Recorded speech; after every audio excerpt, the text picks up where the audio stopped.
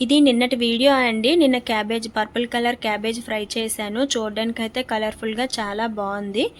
అయితే నాకొక కామెంట్ వచ్చిందండి. ఇంట్లో పని చేసుకొని తర్వాత వీడియోస్ చేసుకొని పెట్టారు. నేనేం చెప్దాం అనుకుంటున్నానంటే, మరీ వీడియోస్ కోసం ఇంట్లో పనులు మానుకొని వీడియోస్ అయితే ఏం చేయట్లేదండి. 24 అవర్స్ హస్బెండు, పిల్లలు, ఇంట్లో వాళ్ళ కోసం కష్టపడి పని చేస్తాం కదా! పొద్దున్నే లేస్తాం, నైట్ వరకు ఖాళీ ఉండదు. ఏదో ఒక పని చేసుకుంటూ ఉంటాము.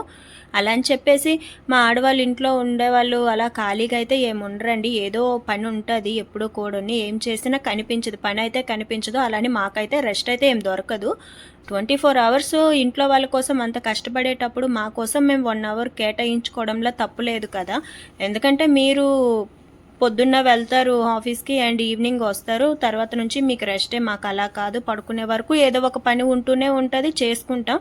అలానే ఎవరైనా వచ్చి హెల్ప్ చేస్తారా? చెయ్యరు కదా! అలాంటప్పుడు నా కోసం నేను 1 అవర్ తీసుకొని నేను వీడియోస్ చేసుకుంటే తప్పేముందండి?